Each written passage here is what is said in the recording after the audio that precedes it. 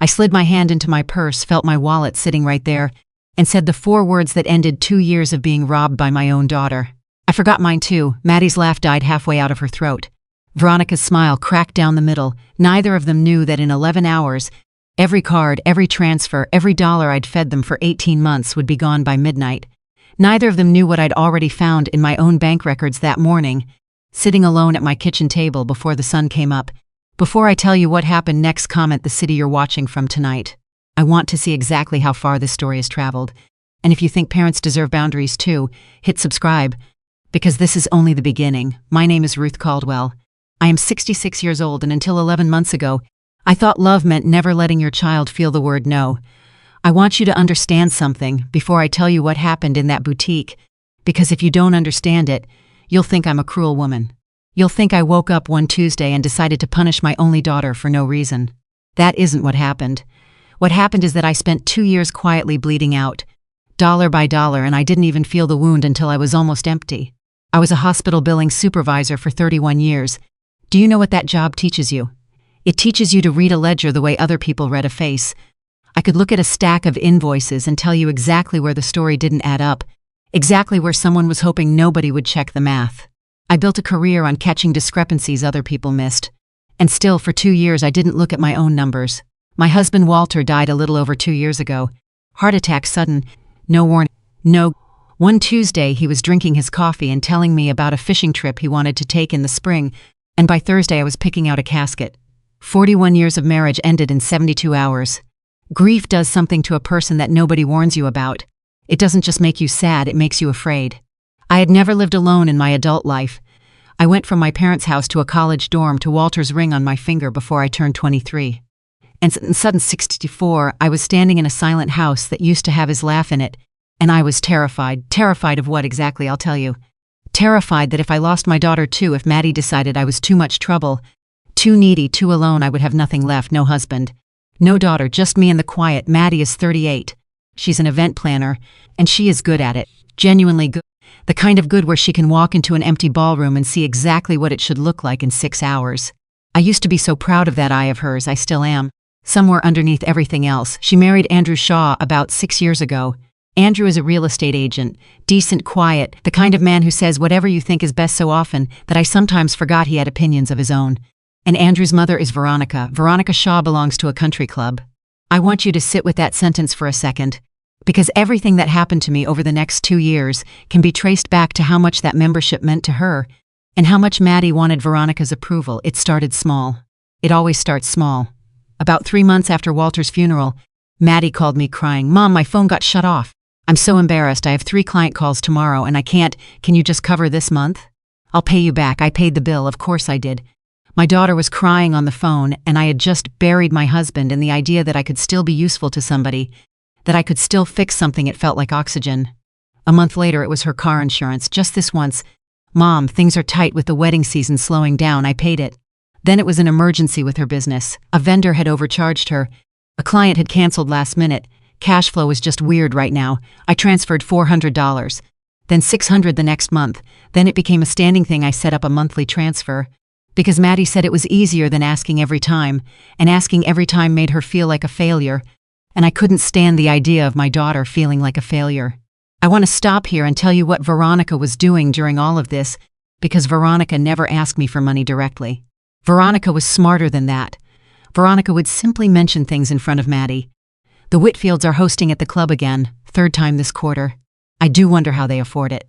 I saw Diane's daughter carrying the new Chanel tote. Just gorgeous. You know, appearances matter so much in this town.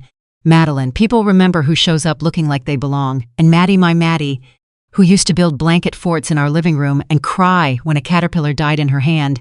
Maddie absorbed every single one of those comments like a sponge. And then she came to me, not with her hand out exactly. Never that crude. She came to me with a story, a worry. "You don't have to, Mom, but you don't have to. Mom, but Veronica invited me to the spring gala, and I really think it would be good for the business if I went. And I found this dress. It's not that expensive, and I paid for the dress." "You don't have to, Mom, but Veronica's turning 65 and the family's chipping in for a spa weekend, and I feel like I have to be part of it or it looks bad, and I paid for the spa weekend."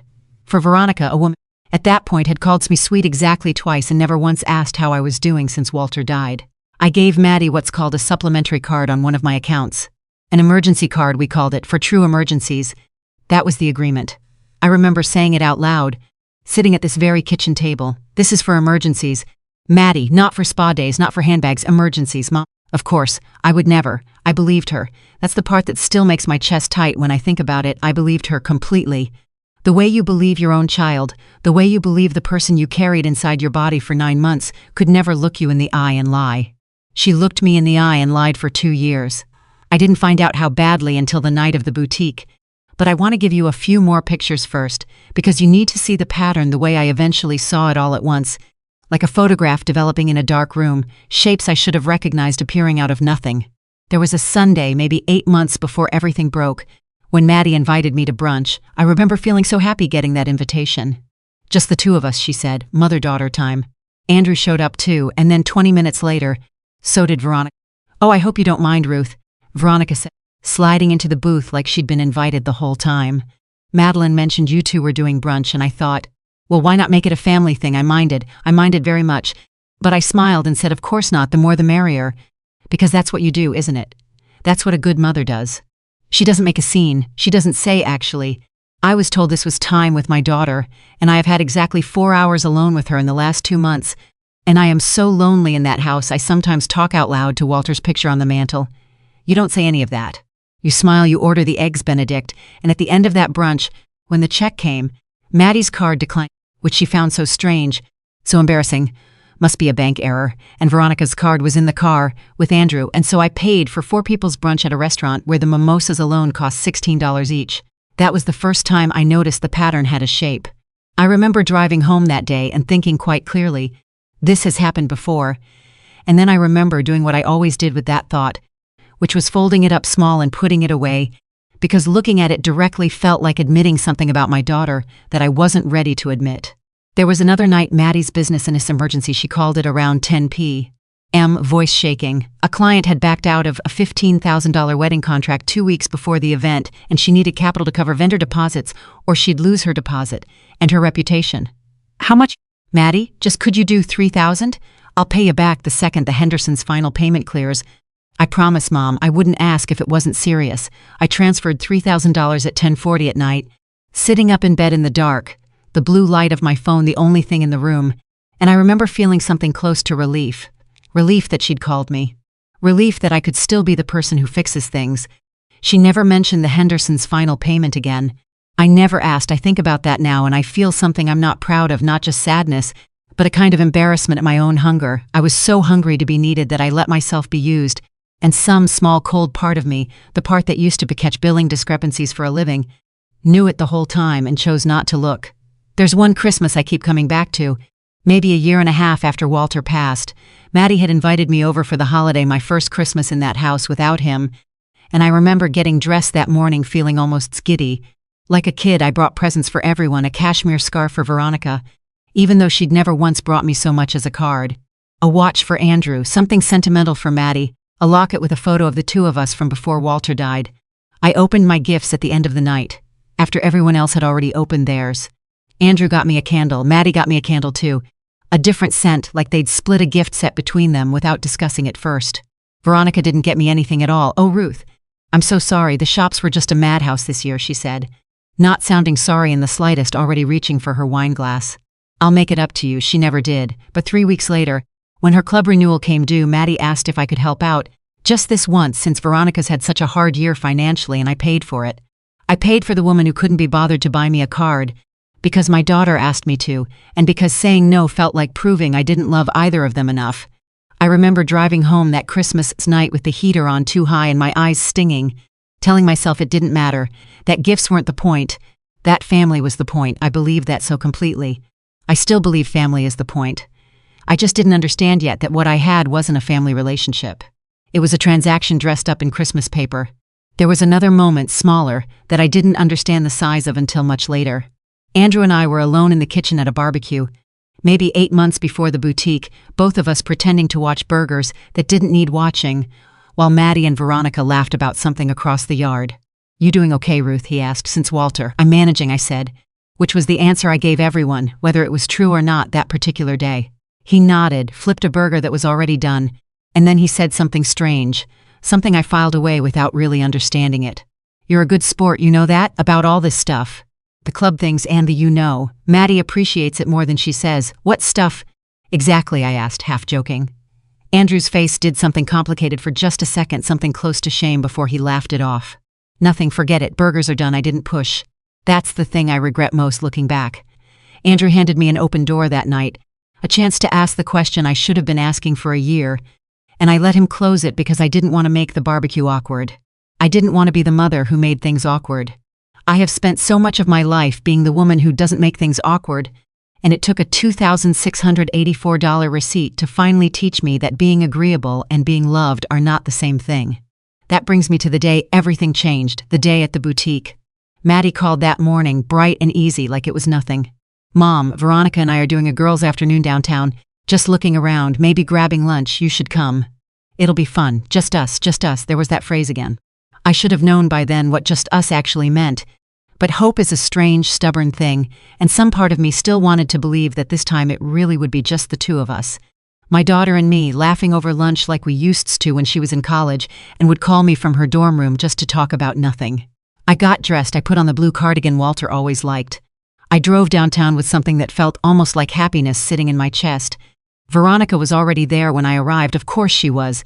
The boutique was the kind of place where the perfume hits you before the door even finishes closing, where a saleswoman in all black watches you the second you walk in to see whether you're the kind of customer worth her time.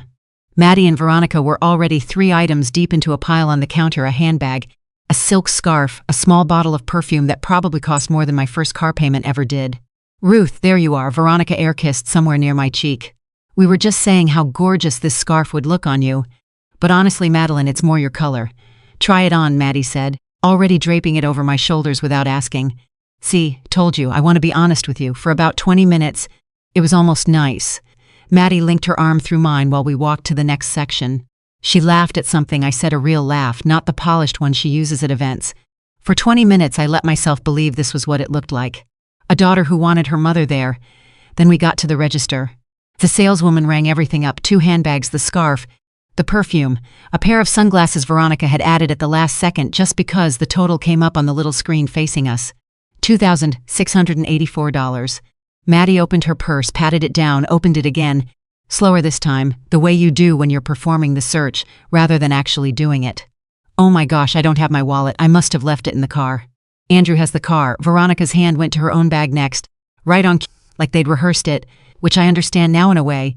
They had not literally rehearsed, but rehearsed by repetition. Rehearsed by 18 months of this exact routine playing out at brunches and boutiques and box offices, until neither of them had to think about it anymore. It was muscle memory. "My card's in the car too," Veronica said, not even bothering to check her bag. Andrew just took it to move the car from the loading zone, and then both of them, at the exact same moment, turned to look at me. I want you to understand what that look felt like. It wasn't a request, there was no question mark in it. It was an expectation, 2 grown women, one of them my own daughter, looking at me the way you'd look at an ATM that occasionally needs a little patience before it dispenses the cash. For nearly 2 years I had been that machine. I had never once said no. Not to the phone bill, not to the insurance, not to the spa weekend, not to the emergency, not to the mystery card declines that happened with suspicious, perfect timing every single time a bill came due. Something in me, I can't tell exactly what. I can't point to the precise second something just stopped. Not broke, stopped, like a machine finally running out of the fuel that had been keeping it moving long after it should have shut down. I opened my own purse. I felt my wallet sitting right there against my fingers, the leather one Walter bought me for our 30th anniversary. And I said I forgot my card too. Maddie laughed. A real laugh, bright and easy, because in 18 months I had never once, not a single time, said a sentence like that and meant it. "Mom, stop it. That's not funny. We have a line behind us. I'm not joking." Maddie, her laugh caught in her throat like a hiccup. Veronica's mouth, which had been arranging itself into a polite, patient smile the whole time, went flat. "Ruth, we don't have time for this. Then I suppose you'll need to put something back," I said. "You're being ridiculous," Veronica said, her voice pitched low but sharp, the voice of a woman more worried about who might overhear than about what was actually happening. "It's $2,600, Ruth. It's not the end of the world." "You're right," I said. "It isn't for you, apparently it never has been." "Excuse me, you heard me." Maddie stepped between us, her hand landing on my arm the way it used to when she was a little girl, trying to keep the peace between me and Walter over something trivial. Mom, please, can we not do this here in front of everyone? In front of everyone, I repeated. That's interesting, Maddie. You've never once worried about doing this in front of everyone when I was the one paying. Her hand dropped off my arm like it had touched something hot. That's not fair, isn't it? You always said you wanted to help, she said. And there it was, the wobble creeping into her voice, the one she'd used since she was small enough to fit into a booster seat, the one that used to work on me every single time. You always said family takes care of family. Are you saying that was a lie? No, I said. I'm saying I think somewhere along the way you stopped hearing it as a gift and started hearing it as a paycheck. The saleswoman, God bless her, did not say a word. She just stood there with her hand hovering over the register, watching this unfold like it was the most interesting thing that had happened to her all week, which it probably was, Mom. Maddie's voice dropped, that low warning tone she used to use on Andrew when he embarrassed her in public. Don't do this here. Do what, Maddie? I didn't do anything. I forgot my wallet, just like you forgot yours, just like Veronica forgot hers. I picked up my purse from the counter.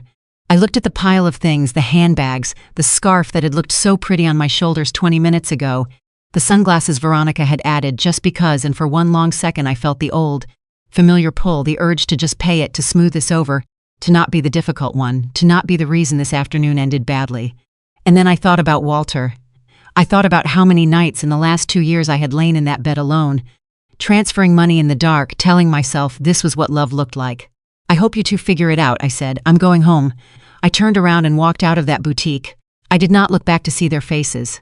I have imagined it 100 times since Maddie's mouth probably still open, Veronica probably already reaching for her phone, but in the moment, I didn't need to see it. I could feel it on the back of my neck the whole walk to my car.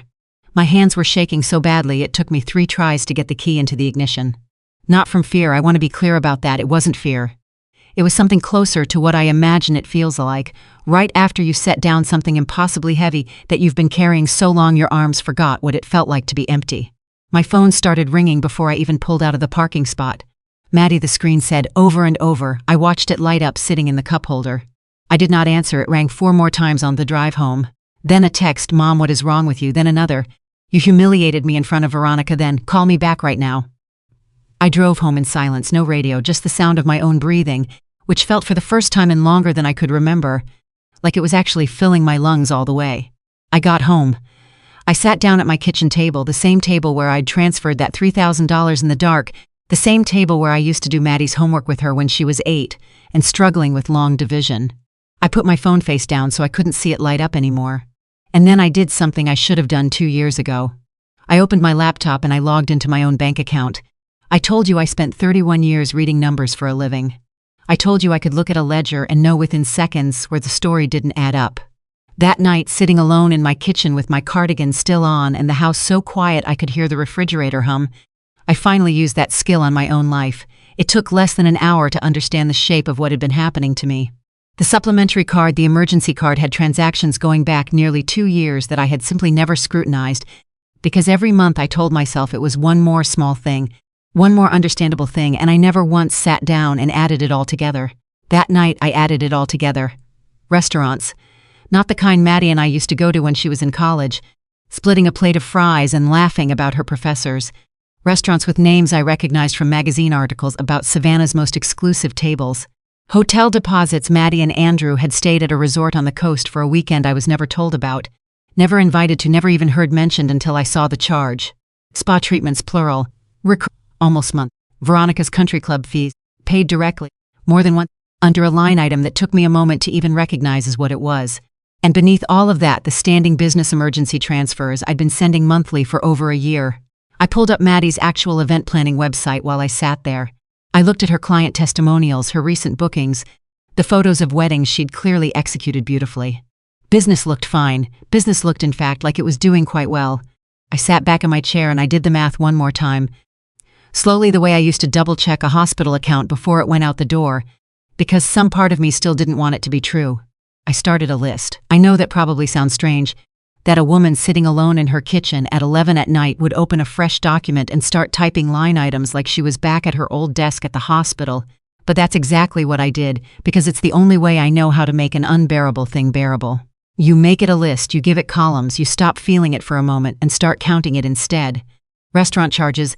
I counted 11, just in the last 6 months, none of them anywhere I had ever been invited. Hotel deposit, coastal resort, One weekend in the spring, $420, non-refundable for a trip I found out about that night for the first time, a full 5 months after it happened, spa treatments, 6 separate charges at the same wellness center, roughly one a month, averaging around $180 each. Veronica's Country Club, I found it 3 times, not fees for events, dues, paid apparently, directly by my daughter, using my card for her mother-in-law's country club membership, while that same mother-in-law told her friends at a farmer's market, I would learn this part later, that I was the difficult one in this family. And underneath all of it, month after month after month, the business emergency transfers I had been sending like clockwork for over a year. I sat there and I did something I hadn't let myself do the whole time I'd been paying. I actually pulled up her business. Her real numbers, the ones on her public site, the reviews, the recent weddings she'd clearly booked and executed and been paid for. Nothing about it looked like a business in crisis. It looked like a business that was by every visible measure doing just fine. I sat back in my chair and I did the math one more time, slowly, the way I used to double-check a hospital account before it went out the door, because some part of me still didn't want it to be true. I wanted more than I can tell you, for there to be some column I'd misread, some transfer that actually had gone somewhere sensible, some version of this where my daughter hadn't been lying to me in small, patient increments for 2 straight years. There wasn't one. In 18 months, between the transfers, the emergency card, and the things I'd covered directly out of my checking account, the phones, the insurance, the just this once payments that were never once my daughter and her mother-in-law had taken more than $58,000 from me. $58,000. From a widow living on a pension and 31 years of careful saving. From a woman who had that very afternoon been expected to stand at a register and pay for another woman's sunglasses without so much as a thank you. I want to tell you what I felt in that moment, because I think it surprised me more than anything else that whole day. I did not feel rage, I did not cry. What I felt was something much quieter and much colder, a kind of clarity, the kind you get when a fever finally breaks, and you can suddenly feel how hot you'd actually been, the whole time you thought you were fine. I looked at the clock, it was 11:47 at night. I want you to picture this, a 66-year-old widow, cardigan still on, glasses sliding down her nose, sitting alone at her kitchen table at 11:45, with her whole financial life laid out in front of her on a laptop screen like an X-ray, finally showing the break that had been there for months. I canceled the emergency card first, my hand didn't shake this time. Then I logged into every recurring transfer. I had set up the monthly business support, the phone plan, the piece of the car insurance I'd been quietly covering, and I stopped every single one. Click, click, click. Each one felt like closing a door I hadn't even realized had been standing wide open in my own house for 2 years. I removed Maddie and Andrew from my phone plan. I called my insurance company's after-hours line and left a message to remove them from my policy first thing in the morning.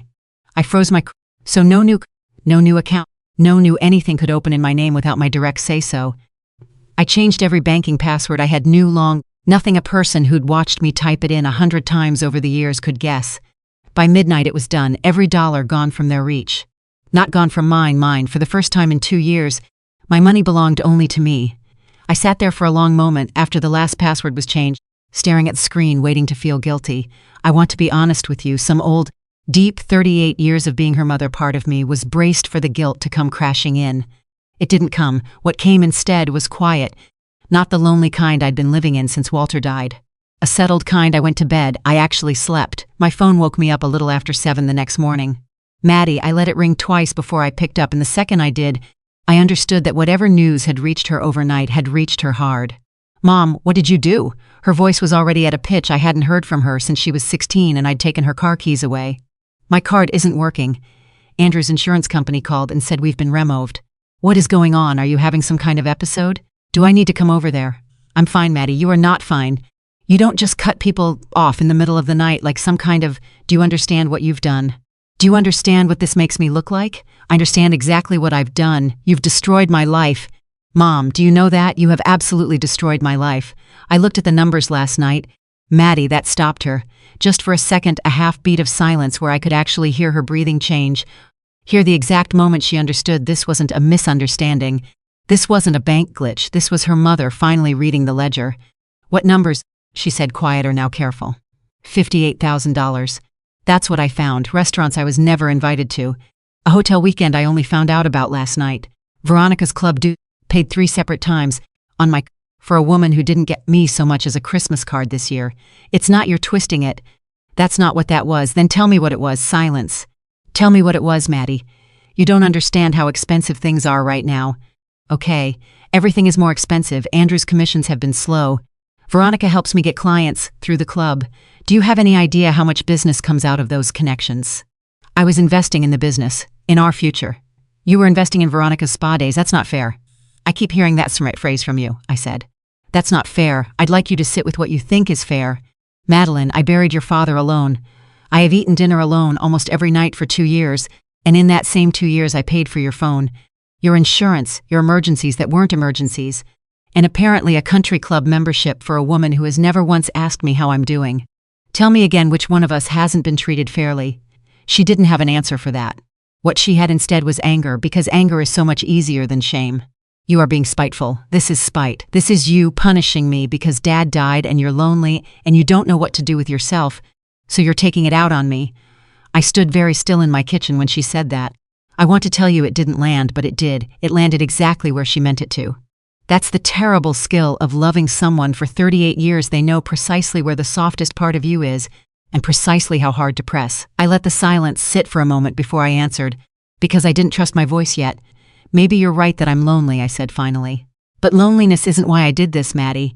I did this because I finally understood that the version of me you love is the version that pays. And I would rather be alone in a quiet house than surrounded by people who only show up when the card works. My phone buzzed with another call before she could respond, Veronica. This time, and I let Maddie go so I could answer it, mostly out of curiosity. Ruth, I don't know what's gotten into you, Veronica said. No hello, straight into it, the voice of a woman used to being obeyed. Madeline is beside herself. This is not how adults handle disagreements. No, I agreed. It's how adults handle being taken advantage of. I have never taken a dime from you. You've taken several dimes from me. Veronica, 3 club renewals worth, to be precise. I have the statements. There was a pause on her end. Brief, and when she spoke again, her voice had shifted. Gone smooth and wounded in that particular way, certain women perfect over a lifetime of getting exactly what they want by sounding hurt instead of demanding. I think grief has made you paranoid, dear. You should talk to someone. I am talking to someone, I said. I'm talking to you. I hung up before she could answer that one. I was standing in my kitchen at that point, morning light coming through the window over the sink, and my eyes drifted to the mantel in the next room, to the photograph of Walter that's been sitting there since the funeral, the one where he's laughing at something just out of frame, his whole face open the way he always looked at me. I thought about all the nights I'd stood in that kitchen alone, terrified that if I said no to my daughter even once, I'd lose the only family I had left. I thought about the boutique and the register and that look on both their faces, waiting for me to hand over money I had worked 31 years to earn. No, Maddie, I said, quiet and steady, in a voice that didn't shake at all. I stopped allowing you to destroy mine. There was a long silence on the other end of the phone. I could hear her breathing, sharp and uneven, like she was trying to find the next thing to throw at me and couldn't quite locate it. I didn't wait for her to find it. I hung up, set the phone face down on the counter, and stood there for a long moment in the quiet, waiting to see what would rise up in me now that the calls were finally over. I want to tell you honestly what I felt, because I think it might surprise you the way it surprised me. It wasn't triumph. I didn't feel like I'd won anything. Somewhere underneath the calm there was still a mother's ache, the part of me that had carried Maddie, that had sat up with her through fevers and heartbreaks and every scraped knee of her childhood, and that part of me was grieving, not grieving her death, grieving the version of her I'd been pretending still existed. The little girl who used to run to me with her arms out. Somewhere in the last 2 years, without my noticing exactly when, she had turned into someone who saw those same arms only as a place money came from. I walked into the living room and stood in front of the mantel for a while, looking at Walter's photograph, the one from our 30th anniversary trip, both of us laughing at something the photographer said.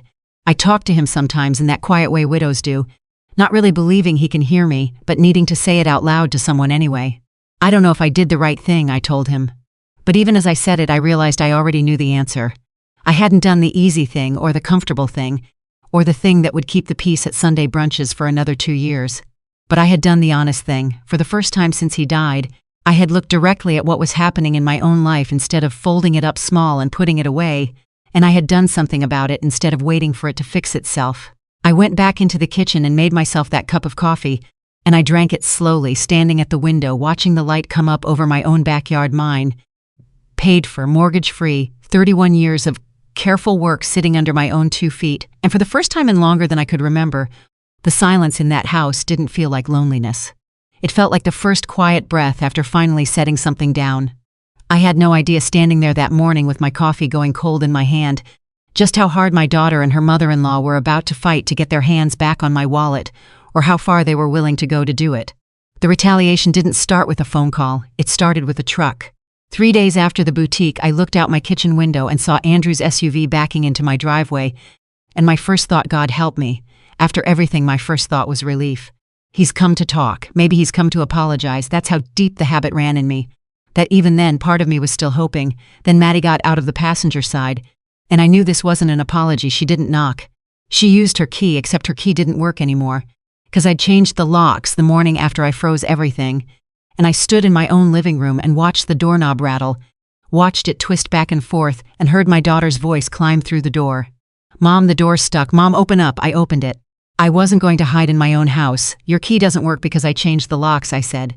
Before she could ask, come in, she walked past me like she owned the place, which for 2 years in every way that mattered she basically had. Andrew came in behind her slower, his eyes already apologizing before his mouth said anything. You changed the locks. Maddie turned in the middle of my living room, arms out, on your own daughter. You changed the locks like I'm some kind of criminal. I changed the locks because people kept walking into my house without asking, I said. Speaking of which, before you say anything else, I need you to look at something, and I walked her through the house. I'd spent the morning doing it, and I want you to understand what it was, because until I did it, I hadn't fully grasped how far this had gone. Veronica's winter coats, 3 of them, expensive ones, were hanging in my guest room closet. When had that happened? I couldn't tell you. It had happened the way everything happened. Gradually, one coat at a time, until one day a whole section of my closet belonged to a woman who'd never asked. My garage was half full of Maddie's event supplies. Folding chairs, boxes of centerpieces, a rolling rack of linens. My patio furniture had been rearranged for a party I was never invited to and never told about. And my refrigerator, I opened it that morning and found catering trays, labeled in Maddie's handwriting, taking up 2 full shelves, food for an event that had nothing to do with me, stored in my house like I was a walk-in cooler she happened to have a key to. I'd packed all of it, every coat, every chair, every tray. Labeled boxes stacked by the garage door. What is this, Maddie said, staring at the boxes. This is your things and Veronica's things. I'd like you to take them today. You're kicking us out? We don't even live here. That's exactly my point. Maddie, you don't live here. But somehow half my house belongs to you and your mother-in-law, and I never once said yes to any of it. That was the first crack in her composure, and it didn't come out as tears, it came out as fury. She spun to face me, and the thing that came out of her mouth told me everything about how far gone we really were. You are humiliating, Veronica. Do you understand that? Those are her coats. You packed up a 64-year-old woman's coats into cardboard boxes like garbage. Do you have any idea how that's going to look? I noticed it right then, standing in my own garage. She wasn't upset that I'd found out. She wasn't upset that she'd hurt me. She was upset about how it was going to look. Everything always was about how it was going to look. And my supplies, she kept going, gaining speed. I have 3 events this month. Mom, where am I supposed to store this? You know I don't have space at the apartment. You're sabotaging my business. You're actually trying to sabotage me. I gave you $58,000 over 18 months, I said quietly. I don't think I'm the one sabotaging your business. Andrew flinched at the number. I saw it. He knew. Of course he knew. He'd known at that barbecue 8 months ago, standing over burgers that were already done, telling me I was a good sport. Some part of Andrew had known the whole time and had chosen the same thing I'd chosen for 2 years, which was to not make it awkward. That money was help, Maddie said. That's what family does. You help family. You always said. I know what I always said. Then what changed? And there it was. The real question underneath all of it, what changed? She asked it like she genuinely didn't know, and I think the most frightening part is that she genuinely didn't. In her mind, nothing had changed except that the money had stopped. The love was measured in dollars, and now the dollars were gone. So to her, the love was gone too. She couldn't tell the difference between me cutting off a card and me cutting off my heart, because to her they had become the same organ. What changed, I said, is that I stopped confusing your comfort with my love. Take your boxes, Maddie. They took the boxes. It took 2 trips, and Andrew did most of the carrying while Maddie stood in my driveway on her phone. And I have a fairly good idea who she was talking to, because that same afternoon my phone lit up with a text from a cousin I hadn't spoken to in a year. Heard you're having a hard time, Ruth. Family is everything. Hope you'll reconsider. That was the first shot. It would not be the last. Because here's what I learned in the weeks after I cut them off. When you've spent 2 years being the person who quietly pays, and you stop, the people who benefited from your silence don't just get angry. They get organized. They start telling a story about you. And they start telling it fast before you can tell your own. And the story is always the same story. She's changed. She's confused. She's cruel. Something must be wrong with her, because the woman we knew would never say no. I decided that afternoon that I was done leaving my own doors unlocked. In every sense of that phrase, I called a locksmith to make sure the new locks were solid. I ordered a doorbell camera and had it installed by the end of the week. I went to the post office and rented a secure box, and I redirected every piece of financial mail I had: statements, tax documents, anything with an account number on it, away from a house that too many people apparently felt entitled to walk into.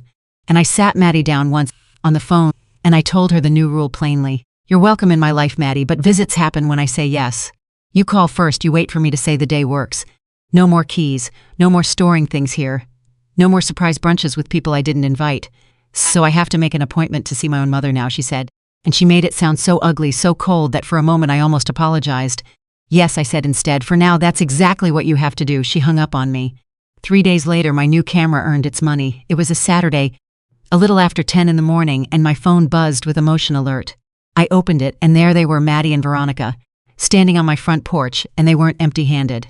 Maddie had her arms full of decorations, a garland of some kind, a stack of what looked like place cards. Veronica was carrying a tray covered in foil. And behind them, coming up my front walk in little clusters, in sundresses and sport coats, were people I had never seen before in my life.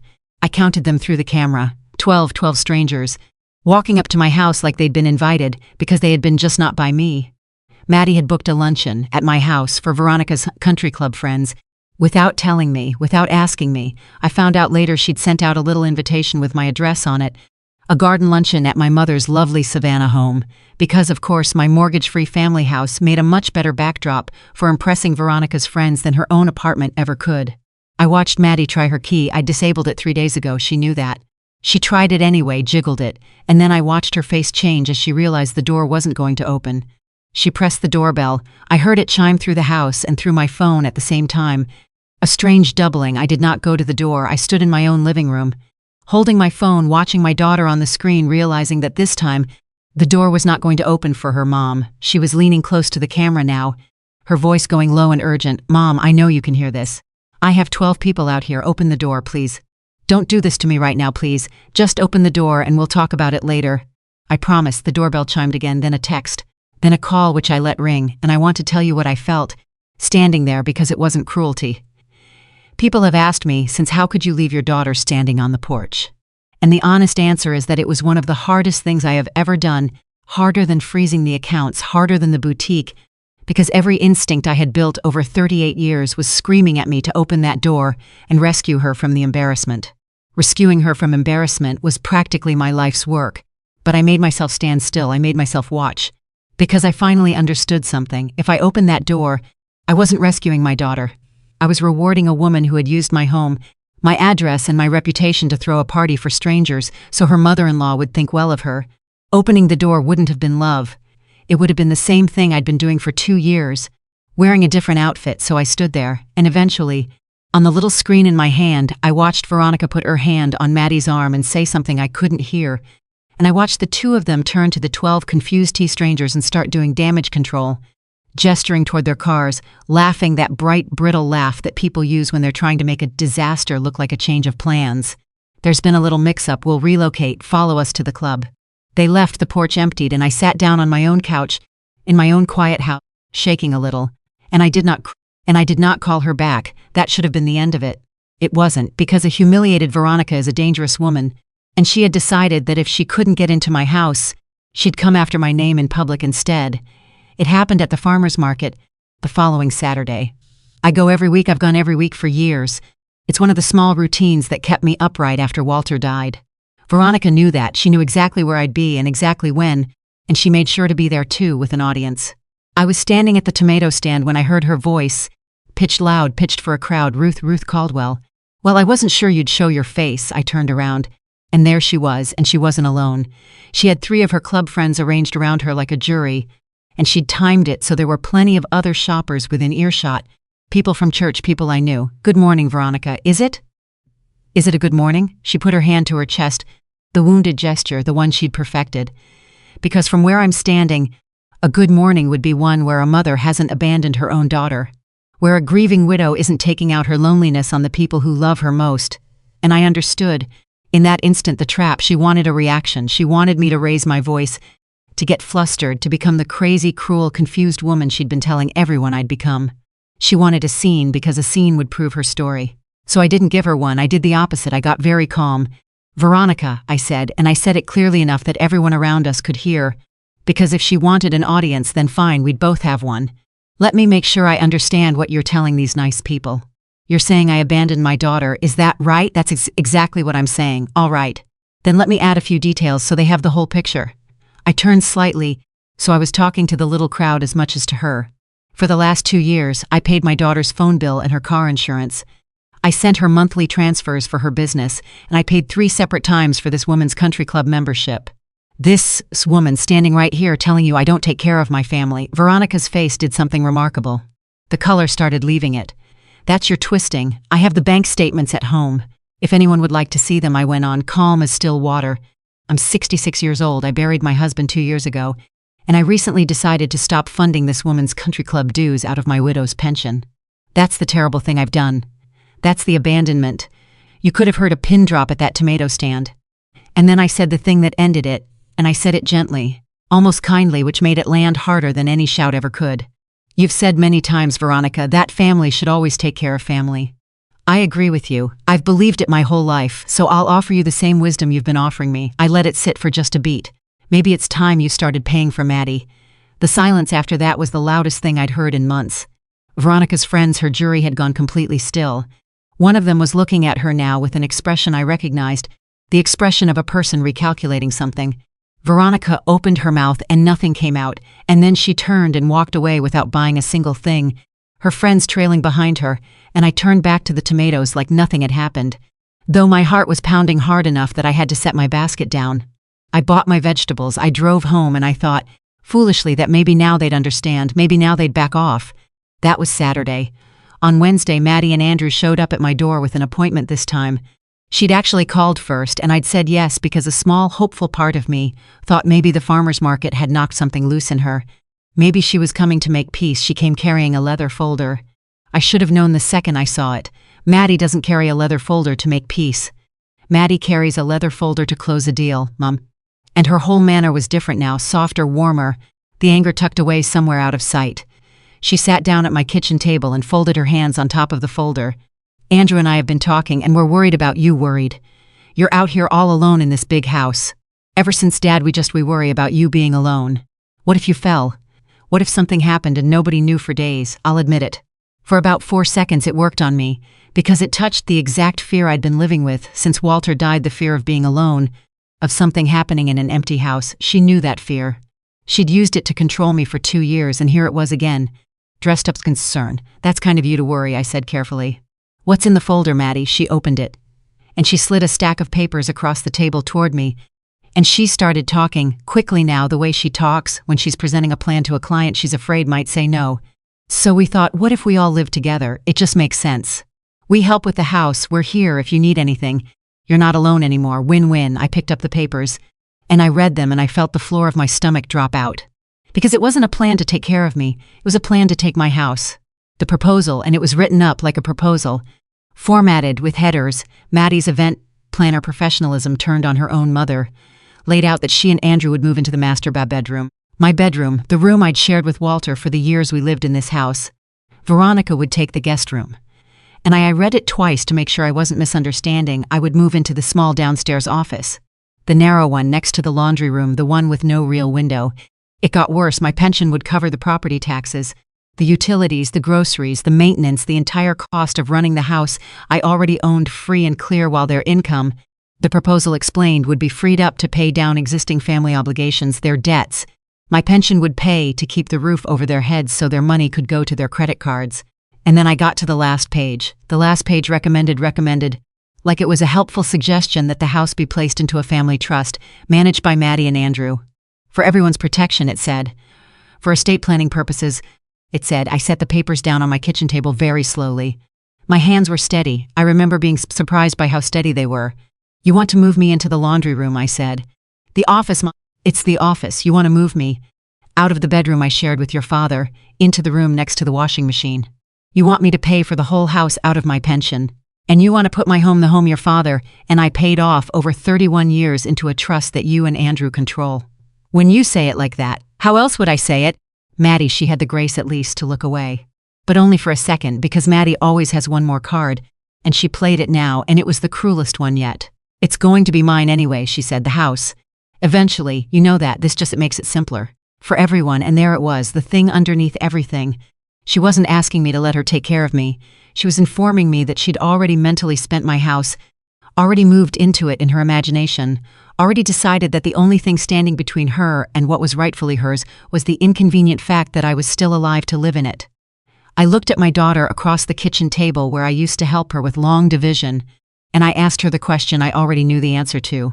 Maddie, how much do you and Andrew actually owe? She wouldn't say. She looked at the table and she looked at Andrew, and it was Andrew who finally answered in a voice so quiet I almost missed it. $72,000, he said, about $72,000, $72,000 in debt, on top of the $58,000 they'd already taken from me. And rather than sell the second car, rather than quit the club, rather than stop pretending to be people they couldn't afford to be, their solution, their actual written-up, leather folder solution was to move into my house, live off my pension and put my name to the side on the deed. I closed the folder, I slid it back across the table toward her. No, I said, just that one word, and I watched my daughter's face, the face I'd loved since the first second I saw it in a hospital room 38 years ago, change into something I didn't recognize. You're going to say no, she said. To your own daughter, when I'm drowning, I'm going to say no to this. You'll die alone in this house, she said. And her voice had gone flat and hard, and she meant it as a weapon, and it landed as one. You know that, right? You keep pushing everyone away, and you'll get exactly what you want. You'll get to be all alone. I stood up from the table. My legs held, my voice held. Take your folder, Maddie. And take your husband. And go home to the apartment you can actually afford. She stood too, snatched the folder off the table, and at the door she turned around one last time, and she said the thing I will hear in my head for the rest of my life, the sentence that finally showed me all the way down exactly what 2 years of my money had built. If you won't help us now, she said, don't expect us to take care of you later. And then she was gone. And Andrew went after her, not meeting my eyes, so I stood in the doorway of my own house and listened to their car doors slam and their engine start and the sound of them driving away. I want to tell you that I broke down. I didn't. I closed the door. I locked it, the new lock, the good one. And I stood there in the quiet, and I understood two things at the same time, and I understood them completely. The first was that my daughter had just threatened to abandon me in my old age if I didn't hand over my home. That was the deal she was offering, your house now, or your loneliness later. And the second thing I understood, standing there with my back against my own locked door, was that a threat like that only works on a person who's still afraid. And somewhere in the last 3 weeks, somewhere between the boutique and the porch and the farmer's market and this kitchen table, I'd stopped being afraid. But I hadn't yet understood how far Maddie was willing to go to get what she'd already decided was hers. I found that out the following week when my attorney called me with a question that turned my blood to ice. The attorney's name was Naomi Fletcher, and I'd hired her the day after Maddie left with that leather folder, because a woman who slides a family trust across your kitchen table is a woman you need a lawyer for, not a heart-to-heart. I liked Naomi the moment I met her. She was maybe 50, sharp-eyed, with a way of listening that made you feel like she was already 3 steps ahead of whatever you were telling her. I'd spent an afternoon in her office laying it all out, the boutique, the $58,000, the porch, the folder, the $72,000 in debt they'd tried to bury in my house. She'd taken notes the whole time, and at the end she'd looked up at me and said, Ruth, I'm going to be honest with you. I see a lot of these, and you did the right thing by coming in now instead of 6 months from now. 6 months from now is when it gets hard to undo. I didn't fully understand what she meant by that. Not until she called me. It was a Thursday, a little after 4 in the afternoon. I remember because I'd just come in from the community garden. I'd finally joined one. A small thing, but it got me out of the house, and I still had dirt under my nails when the phone rang. Ruth, it's Naomi. Do you have a minute? There's something I need to ask you, and I need you to think carefully before you answer, of course. What is it? Did you at any point give Madeline permission to request a copy of your property deed? The dirt under my nails suddenly felt very far away. My deed? No. Why would she need my deed? That's what I'm trying to understand. In the course of setting up your protections, my office pulled some records, and it appears your daughter recently requested a copy of the deed to your home, which on its own isn't necessarily alarming. People request deeds for all kinds of reasons. But that's not the only thing. Naomi paused, and I could hear her choosing her words. She also made an inquiry with a lender about whether your house could be used to secure a business loan. I sat down. I had to. I lowered myself into a kitchen chair with the phone pressed to my ear, and I felt something cold move through my whole body, from my scalp all the way down. Say that again, I said. Your daughter contacted a lender to ask whether your home, the home in your name, that you own outright, could be used as collateral for a loan for her business. She can't do that, I said. It's my house. She can't. Just the house is mine. She can't borrow against my house. No, Naomi said. She can't. Not legally, not without your signature and consent, which is exactly why I'm calling you, Ruth. Because the fact that she's asking these questions, pulling your deed, asking lenders about collateral, tells me she's looking for a way. And when someone starts looking for a way to get at a parent's house, one of the most common next steps is to try to establish that the parent isn't capable of managing their own affairs anymore. I didn't understand for a second. And then I did, all at once, and it was worse than anything Maddie had said to my face. You're telling me, I said slowly, that my daughter might try to say I'm not, that I'm losing my mind, that I can't take care of myself. I'm telling you it's a possibility we need to get ahead of. If she can establish that you're not competent to manage your affairs, she can petition to have someone appointed to manage them for her. Guess who volunteers for that job? It's the oldest play there is. Ruth and the coats in the closet. The "We're worried about you living alone," the folder. I've seen this exact sequence before. It builds a picture, and the picture it builds is of a confused, isolated widow who needs her loving daughter to step in and take control. I want to tell you what that did to me, hearing it laid out like that, because up until that phone call, I'd been telling myself a story. The story was that Maddie had lost her way, that she was greedy and selfish and had let Veronica poison her, but that underneath it all she was still my little girl, still the person who'd cried over a dead caterpillar, and that this whole ugly thing was a detour she'd eventually find her way back from. That phone call ended that story, because pulling my deed wasn't a detour. Asking a lender about my house wasn't a moment of weakness. That was planning.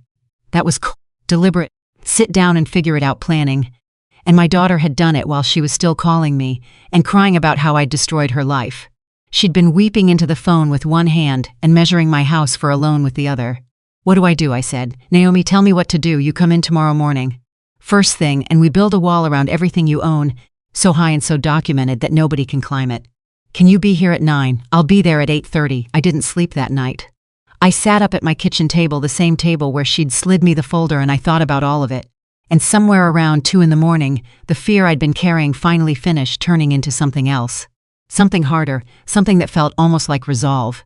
I want to be honest about that, because I think people expect a mother in my position to be broken by this, to spend the night crying, and I did cry a little, around midnight, but by 2 in the morning the crying was done, and what was left was clear and cold and certain. She had crossed a line that couldn't be uncrossed.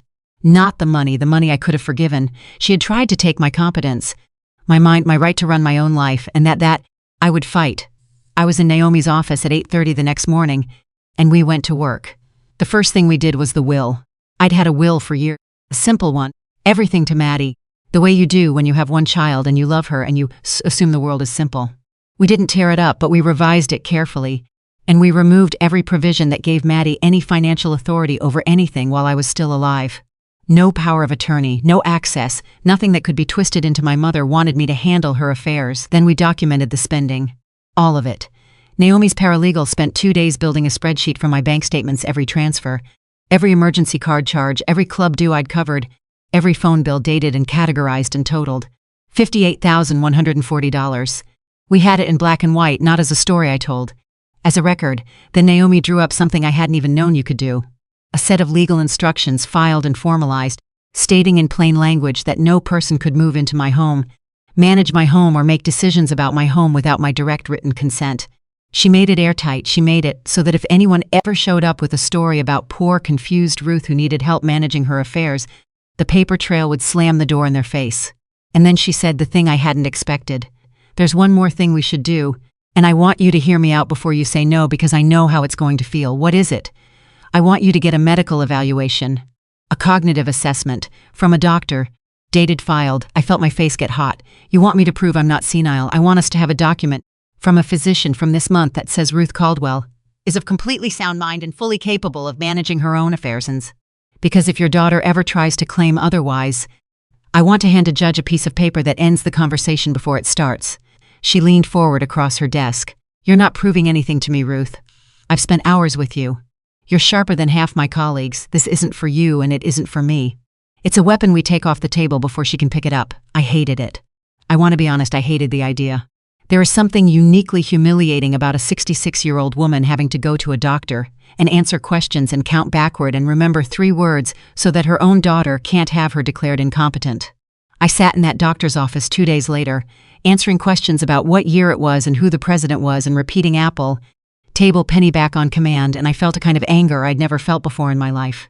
Not hot anger, cold anger, the anger of a woman who worked 31 years, raised a daughter, buried a husband, and now had to prove she still had her wits about her because that same daughter wanted her house. The doctor signed the evaluation, sound mind, full capacity. No cognitive impairment of any kind. Naomi filed it with everything else, and I thought again foolishly that maybe that was the wall built. Maybe now I was safe, maybe now it was over. It wasn't over, because while I was building my wall, Maddie and Veronica were building a story, and they'd taken it public. It started online. Maddie posted not privately, publicly, where her clients and her friends and half of Savannah could see it, a long, tearful message about how hard it was to watch a parent change after losing their spouse. She never used my name. She didn't have to. She wrote about a beloved mother who'd become cold and distant since her father passed, who'd started pushing away the people who love her most, who cared more about money than family. She wrote about how heartbroken she was, how she just wanted her mom back, how grief does terrible things to people. And underneath it, dozens of comments, "So sorry you're going through this." Some parents just get bitter as they age. A good daughter never gives up. Praying for your family, Veronica worked a different angle. She worked the phones in the pews. She called relatives I hadn't spoken to in years, spinning herself as the concerned family friend, just trying to help poor Ruth, who wasn't quite herself these days. She talked to people at my own church, my church, the one Walter and I had gone to for decades, and painted a picture of a confused, angry widow rejecting her family's love, and it worked. That's the part that hurt. It worked. I started getting messages from people I barely knew. A woman from my church group left me a voicemail, her voice dripping with gentle condescension, saying she'd heard I was having a hard time, and that a mother's job is to sacrifice for her children, no matter what, and that she hoped I'd find my way back to Maddie before it was too late. A cousin emailed to say that family is all we have at our age, and that I'd regret this when I'm on my deathbed alone. Strangers telling me that a good mother sacrifices everything. Strangers who had no idea about the $58,000, or the folder, or the laundry room, or the lender. All they knew was the story Maddie and Veronica had told them, and in that story I was the villain. There was a night, maybe a week into all of this, when I sat on my couch reading those messages one after another, and I felt myself starting to bend. That's the honest truth. 12, 15, 20 voices, all telling you the same thing: you're wrong. You're cruel, you're selfish, a real mother would give, and it wears on you. It wears grooves in you. And around 11 o'clock that night, I actually picked up my phone and started typing a message to Maddie. Something like, "Maybe we can talk, maybe I overreacted. Maybe," and then I stopped, because I looked up from the phone, and I looked at the mantel, at Walter's picture, and I remembered something he used to say. Walter was a quiet man, but when he said something, it stuck. He used to say, "Ruthie, the loudest people in a room are almost never the ones who are right. They're just the ones who are scared of losing." I deleted the message. I put the phone down, and I understood that the flood of voices telling me I was wrong wasn't evidence that I was wrong. It was evidence that Maddie and Veronica were frightened and organized and good at telling a story. The volume wasn't truth. The volume was just volume. I did not answer a single one of them publicly. Not one. I let them talk, because I finally understood that I didn't owe an explanation to people who'd never once asked me for the other side. But the thing that turned it, the thing that took this from a family falling apart into something I had to act on, hard and fast, came 3 days later. Naomi called again. "Ruth, it's happened. The lender your daughter contacted," one of them followed up. "Someone at that office, doing their due diligence, ran a check and saw the recent activity on your property, saw the deed request, it flagged, and because your name is on it, they reached out to verify. Ruth, your daughter didn't just ask a hypothetical question. She's moved past hypothetical. She's actively trying to find someone who'll let her borrow against your home." I stood in my kitchen, and I felt the last soft thing inside me go hard. That's it. That's the line. What do you want to do? I want you to get all of them in a room. Maddie, Andrew, Veronica, in your office with the statements on the table. All of it, and I want to end this. Naomi was quiet for a second. "You understand what that meeting is, Ruth. That's not a reconciliation. That's a confrontation. Once we do that, there's no pretending anymore. It changes things with your daughter, maybe permanently." "Naomi," I said. She pulled my deed while she was crying to me on the phone. "She contacted a lender about my house. She's telling my church I've lost my mind. There's nothing left to pretend about. Set the meeting." She set the meeting. I want to tell you that I walked into Naomi's office that morning feeling powerful. I didn't. I felt sick, because whatever Maddie had done, whatever she'd become, she was still the girl I'd taught to ride a bike in the church parking lot. Still the young woman I'd held while she sobbed over her first heartbreak. Still the daughter I'd have thrown myself in front of a truck for without a second's thought. and I was about to sit across a table from her and dismantle, in front of a lawyer, everything she'd tried to do to me. They came in one at a time, Andrew first, and he wouldn't look at me. Then Veronica, chin up, dressed like she was going to the club, radiating grievance, and then Maddie last, and when she saw the folders on the table, my folders, the bank statements, the spreadsheet, the deed records, all of it laid out in neat rows, she stopped in the doorway. She knew, in that 1 second looking at all that paper, she knew that I knew everything. Sit down, Maddie, I said. Please, she sat. Naomi laid it out, precisely the way only a lawyer can, which is a mercy because if I'd had to say it all myself, I don't know if my voice would have held. The $58,000 itemized, the deed request, the lender inquiry, the medical evaluation confirming I was of completely sound mind, which landed in that room like a slap, because it told them their whole story was already dead. And then Naomi laid out my terms. Mrs. Caldwell is prepared to not pursue this, Naomi said, and I watched 3 heads come up, the unauthorized spending, the attempt to access her property, all of it. She will not press the matter. On the following conditions, she slid a document across the table. 1. You sign a repayment agreement for the funds taken. The full amount, on a schedule you can actually afford, Mrs. Caldwell is not trying to bankrupt you, but it gets repaid. And it gets acknowledged in writing as money that was taken without authorization. 2. Every card, every key, every piece of access to her home or accounts is surrendered today. 3. You cease immediately and permanently representing yourselves to anyone, any lender, any relative, any institute, as having any authority over Mrs. Caldwell's person or property. The room was silent.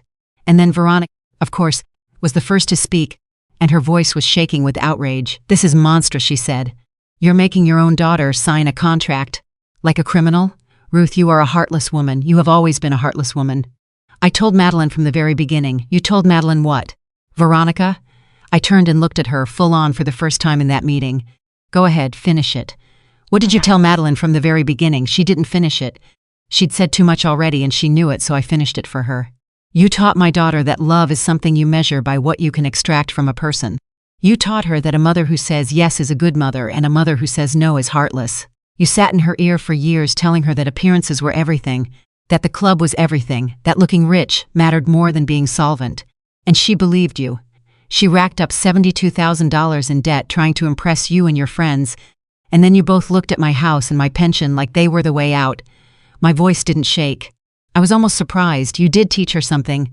Veronica, today she gets to unlearn it. Veronica stood up so fast her chair scraped back. I don't have to sit here and be insulted. No, I agreed. You don't, you can leave, but understand that if you walk out that door, you're walking out on Madeline, because that repayment agreement is the only thing standing between her and me pressing this. So go ahead, show her exactly how much your love was worth. Veronica looked at Maddie, and Maddie looked back at her, and I watched something pass between them, some silent negotiation, and I watched Veronica make her choice.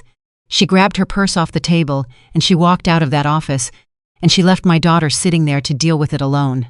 The door closed behind her, and in the silence after it, I watched my daughter's face finally crack, really crack. Not the performance, not the wobble as the woman she'd bankrupted herself to impress walked out on her the second it cost something. Andrew reached over and picked up the pen. He didn't say a word. He just signed, and then he slid the document across the table to Maddie and set the pen down next to it. And he looked at her, and he said the only thing he said in that entire meeting. It's over, Maddie. It's done. Sign it. Maddie stared at the pen for a long time, and I sat across from my only child, my heart breaking and holding firm at the exact same time. And I did not say a word, because there was nothing left to say that the paper didn't already say for me.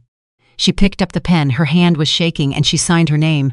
She signed her name, and then she set the pen down very carefully, like it might break, and she looked up at me with eyes that were red and wet and something I hadn't seen in them in 2 years, something that looked almost like fear of a different kind.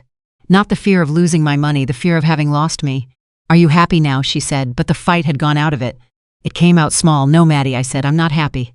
I don't think you understand that yet, but someday I hope you will. She left with Andrew. And I sat in Naomi's office for a while after they were gone, holding a signed piece of paper that had cost me my daughter, and Naomi came around the desk and put her hand on my shoulder and said, You did the hardest thing there is, Ruth. You held the line with someone you love. Most people can't. It doesn't feel like winning, I told her. It never does, she said. That's how you know it was real. I want to tell you what happened next, because this is the part people don't expect. They expect the story to end at that table, with the signature villain defeated credits roll. But real life doesn't roll credits. Real life is what happens in the months after you finally say no, When you find out whether saying no was the end of your family or the beginning of something honest. Here's what happened. Without my money, the whole thing they'd built came down. Fast, because none of it had ever been real. That's the thing I understood as I watched it collapse. The lifestyle, the club, the designer bags, the image of the successful young couple, none of it had been built on what they earned. It had been built on what they extracted from me. And the second the extraction stopped, the whole structure had nothing underneath it. And it fell the way a building falls when you finally see it was never resting on a foundation at all. The second car went first. About 3 weeks after the meeting, I heard from Andrew. He called, awkward and quiet, just to let me know they'd sold it, like he thought I'd want to know, like it was a small act of good faith. They'd been leasing a car neither of them needed. A nice one, the kind you drive to a country club so the valet sees you get out of it. It was gone. Then the club membership, their own, the one Maddie had bought to be near Veronica's world. Cancelled. She couldn't afford it, and there was no one left to pay it for her.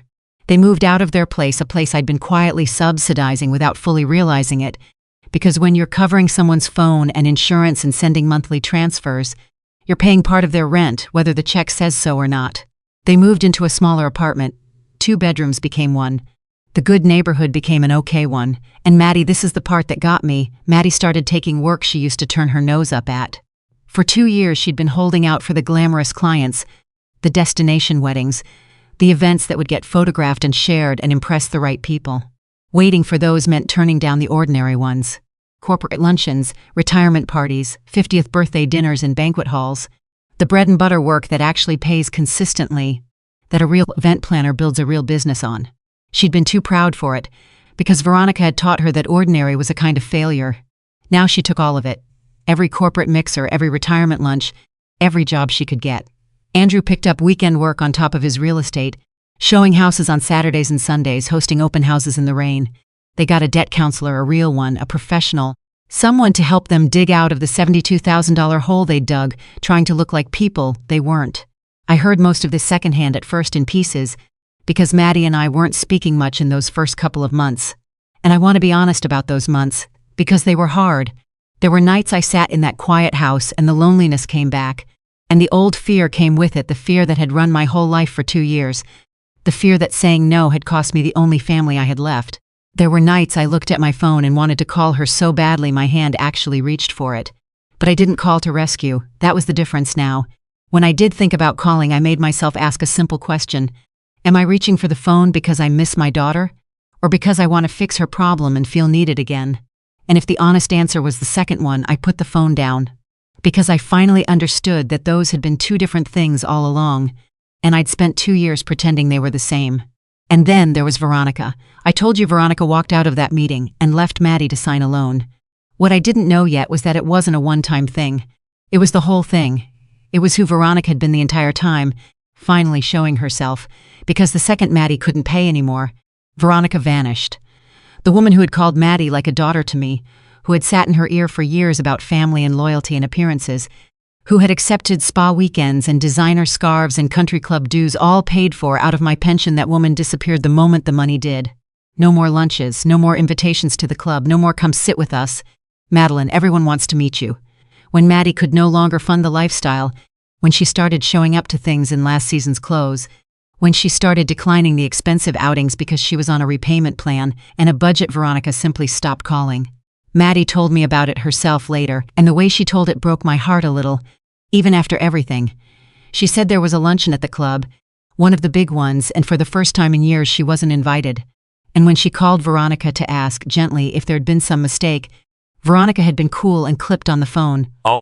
It's really more of an intimate thing this time, dear. Members only, you understand.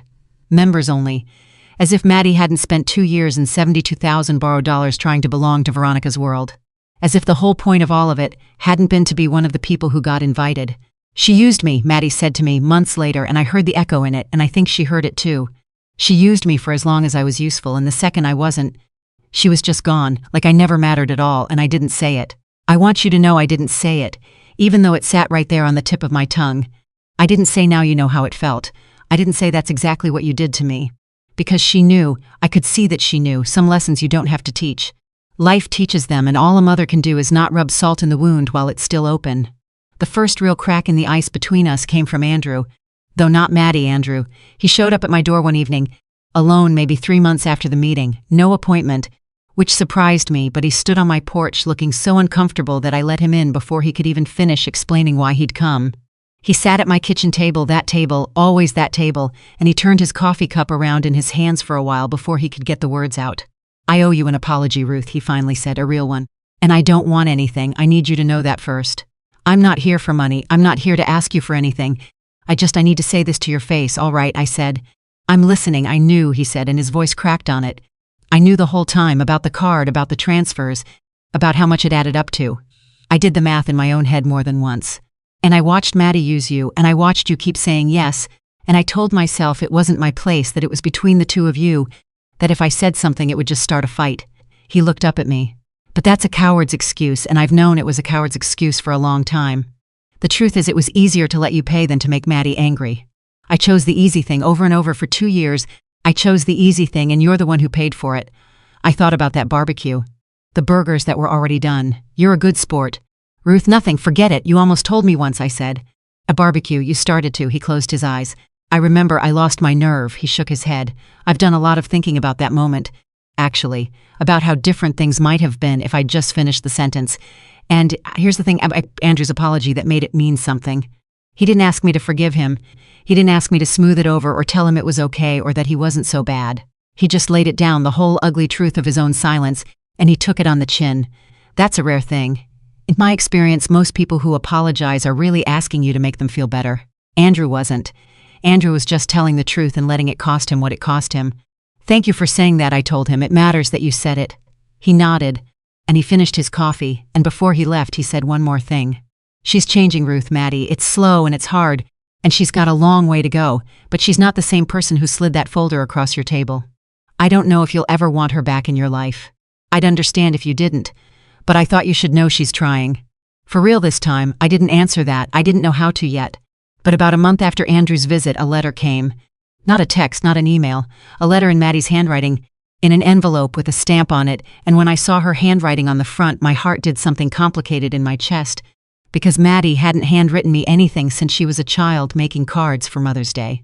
I made myself a cup of tea before I opened it, I remember that. I wasn't going to read it standing up in a rush, whatever it was. I was going to sit down for it. I'm not going to read you the whole letter.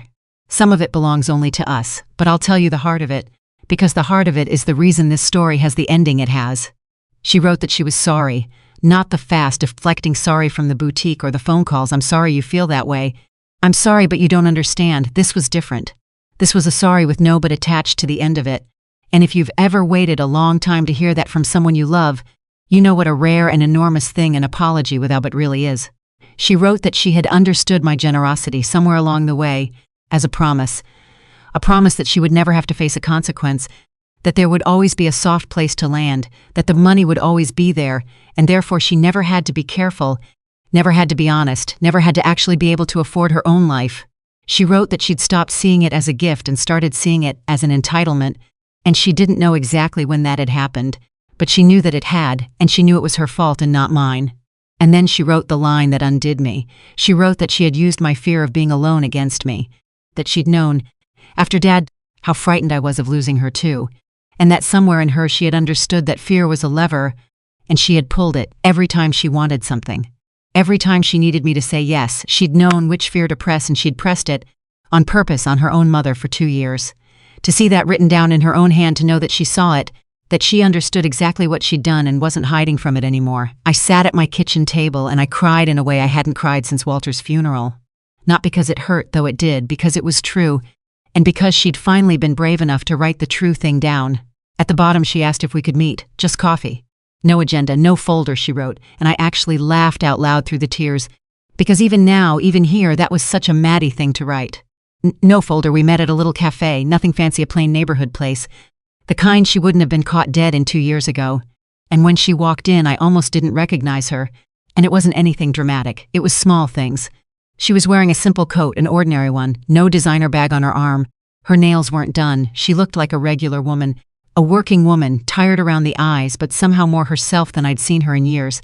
Like the person underneath all that performance had finally come up for air. And when the barista called out the total for our coffees, Maddie reached into her purse and she pulled out her own wallet, and she paid for both of us before I could even reach for mine.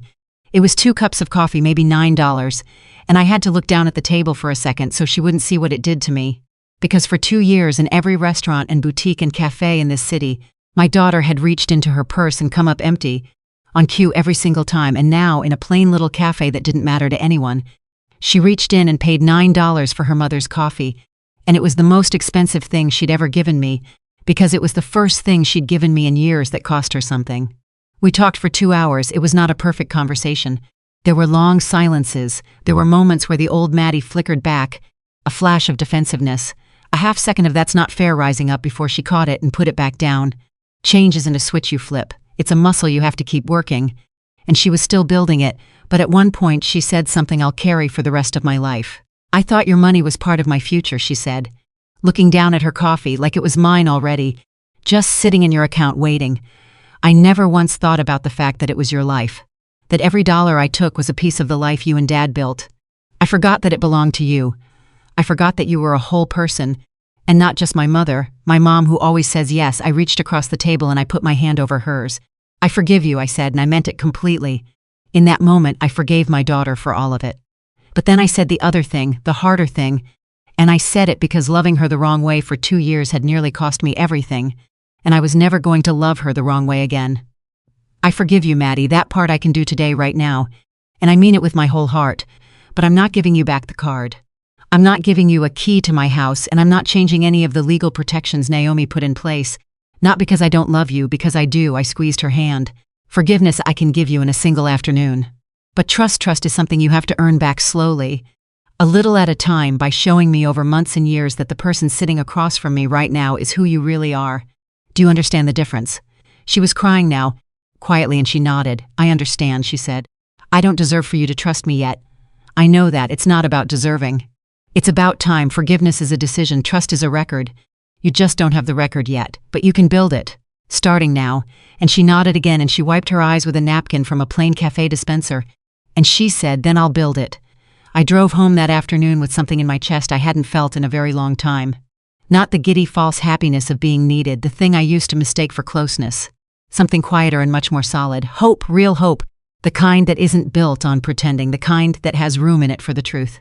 I didn't know yet whether she'd actually build that record, or whether the letter and the coffee were just another performance, a longer con. I wanted to believe her, but I'd wanted to believe her before, and it had cost me $58,000 and nearly my home and very nearly my mind. So I did the thing I'd learned, the hardest and most important thing of all. I let myself hope, and I kept my protections in place at the exact same time. I opened my heart and I kept the locks on my doors, both at once. That, it turns out, is what it actually looks like to love someone as a grown woman instead of as a frightened one. And over the next year, my daughter did something I had almost stopped believing was possible. She proved the letter was true. She proved it the way real change always gets proved. Not in one grand gesture, but in 100 small ones, spread out over months, so consistent and so quiet that eventually I couldn't deny them anymore. The first thing she did was call before she came over. Every single time. Not once in that whole first year did Maddie show up at my door unannounced. She'd call, and she'd say, "Mom, are you free Saturday? Could I come by for an hour?" And she'd wait for me to say yes. And if I said Saturday didn't work, she didn't argue. She didn't guilt me. She didn't sigh into the phone the way she used to. She just said, "Okay, how about the following week?" Such a small thing. Such an enormous thing.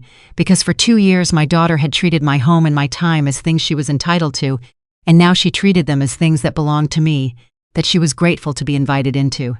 The second thing she did was stop asking for money. Complete. Not a "things are tight," not a "you don't have to." But a whole year went by and my daughter did not ask me for a single dollar.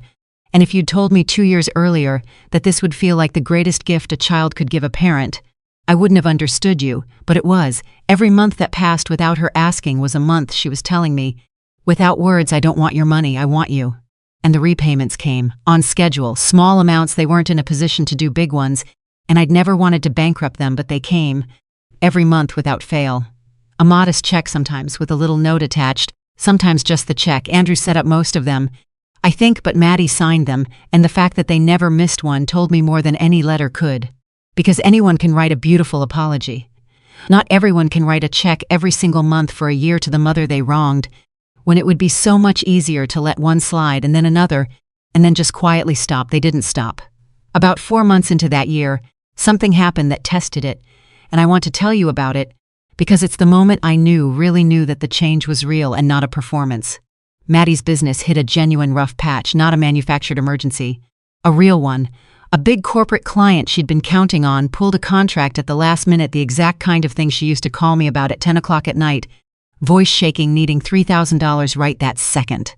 And I knew about it because Andrew mentioned it in passing, and I sat in my house that week, half expecting the phone to ring. Half expecting the old Maddie to come back, hat in hand, with a story. The phone didn't ring. Instead, about a week later, she came by with an appointment, always with an appointment now, and she told me about it herself. Told me she'd lost the client, told me it had been scary, told me for a few days she hadn't known how she'd make the month work. But we figured it out, she said. I picked up 3 smaller jobs to cover it. Andrew took extra weekends. It was tight, but we made it. We didn't touch the repayment. I want you to know that. Even when it was tight, we didn't touch your repayment, and she said it not to impress me. She said it almost like she was surprised at herself, like she'd discovered something about who she was capable of being, and she wanted to show it to me the way a child shows a parent a good report card. You didn't call me, I said. She looked at me and she understood exactly what I was really asking.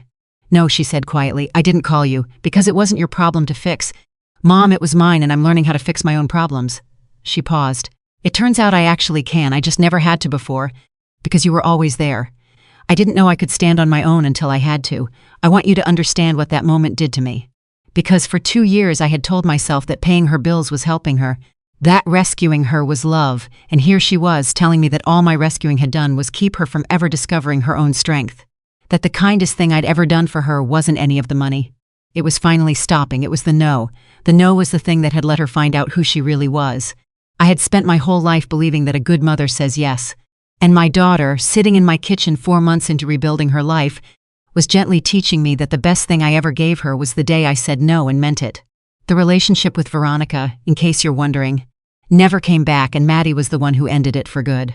There was a moment, maybe 6 months in, when Veronica apparently tried to reappear. Maddie's business had started to stabilize by then. She'd landed a couple of nicer contracts and word travels in a town like Savannah. And suddenly Veronica was calling again, warm as anything. Like nothing had happened.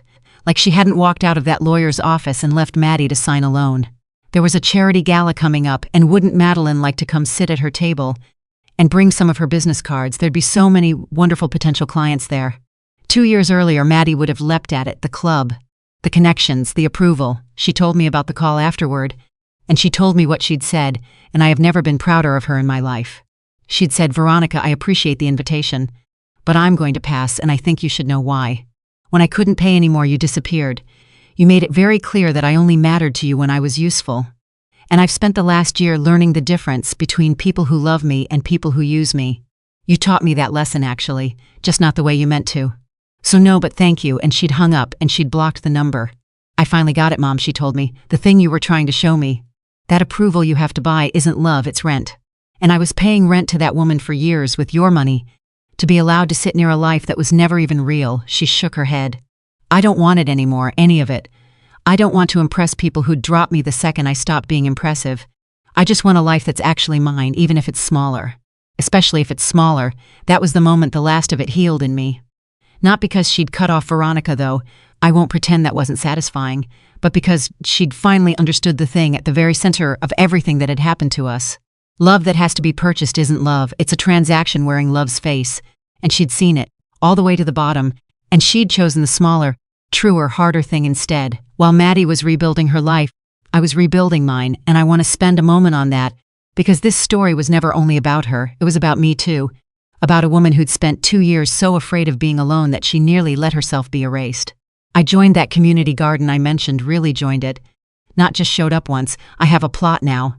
And herbs and more zucchini in August than any human being could reasonably eat, so I give it away to the other gardeners, and they give me their extra peppers and their flowers. And there's a whole economy of kindness there that doesn't involve a single dollar changing hands, and I hadn't realized how badly I'd been starving for exactly that. I made friends there, 2 of them in particular, Diane, a retired schoolteacher, and Margaret, a widow like me, who lost her husband a year before I lost Walter and who understood, without my having to explain it, the specific shape of that particular loneliness. The 3 of us started having dinner once a week, and then we started traveling. Small trips, at first a weekend at the coast, a few days in Charleston, then a real one, the 3 of us, A whole 2 weeks, the kind of trip I never would have taken when my whole life was arranged around being available in case Maddie needed rescuing. And here's the thing I noticed, the thing that still catches me sometimes when I think about it. In 2 years of paying for everyone the brunches, the boutiques, the club dues, the emergencies, I had been more alone than I have ever been in my life. And now spending my money on nothing but train tickets and cheap hotel rooms with 2 women who like me for absolutely no reason except that they like me, I am never lonely at all. I took the little downstairs office, the one Maddie's folder had assigned me, the narrow one by the laundry room where they wanted to put me while they took my bedroom, and I turned it into a reading studio. A good chair, a lamp, shelves for all the books I'd stopped making time for. I sit in there most evenings now, and every time I do, I think about how close I came to actually letting them move me into that room, to shrinking my whole life down to fit the corner they'd decided I belonged in. And instead I made it the brightest, most peaceful room in the house, and I made it mine, entirely mine, and there is a justice in that I never get tired of. I started hosting again too, not luncheons for strangers who wanted my address for a backdrop. Real gatherings, dinners for people who wanted my company. Diane and Margaret and their families, some old friends from the hospital I'd let drift after Walter died. Andrew sometimes, who'd become a genuinely welcome presence at my table, having earned it the hard, honest way, and eventually, carefully Maddie, which brings me to the spring afternoon, almost exactly a year after that first cafe coffee, when my daughter handed me an envelope on my own patio. We were having tea, just the 2 of us, she'd called, of course, and asked if she could come by, and I'd said yes, and she'd shown up with a little box of the lemon cookies I like, and we'd been sitting out back talking about nothing much. The easy nothing much of 2 people who've made their way back to each other, when she reached into her bag and set an envelope on the table between us. "What's this?" I asked. "Open it," she said. I opened it. Inside was a check, and it took me a second to understand what I was looking at, because the amount was larger than the monthly ones, and then I saw the little note she'd clipped to it, in her handwriting, and it said final payment paid in full. The full amount. Every dollar of the $58,000.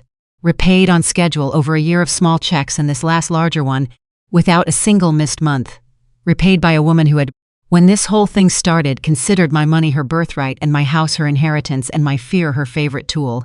Paid in full. I sat there holding that check, and I'm not ashamed to tell you my hands were shaking. And Maddie was watching my face, and she said something I didn't expect. "I know you don't need the money, Mom. I know you never did this for the money. You could have written it all off and never missed it," she swallowed. "But I needed to pay it back, all of it, every dollar. Not because you needed it back, because I needed to know I could.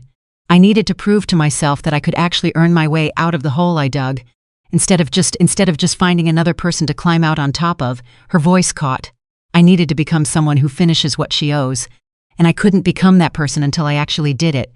And that right there is when I understood that I had my daughter back. Not the old Maddie, not the frightened, empty, performing woman who'd turned to me at a register expecting an ATM. Someone better. Someone who'd been broken all the way down and had rebuilt herself into a person of substance. One honest month at a time, I set the check down on the table. And I took her hand. "I accept it," I said, "not because I needed the dollars, because I need you to know that I see what you did. I see exactly what this cost you and exactly what it means. I accept it because you earned the right to hand it to me," and we both cried a little, out there on the patio over lemon cookies and cold tea, and it was the good kind of crying, the kind that washes something clean instead of leaving a wound. I want to be careful here, at the end, not to tie it up too neatly, because life isn't neat, and I promised you the truth. Maddie and I are not perfect now. We're 2 real people with a hard history, and there are still moments. There are still times I catch a flicker of the old dynamic and have to gently name it, and times she catches herself sliding toward an old habit and pulls back.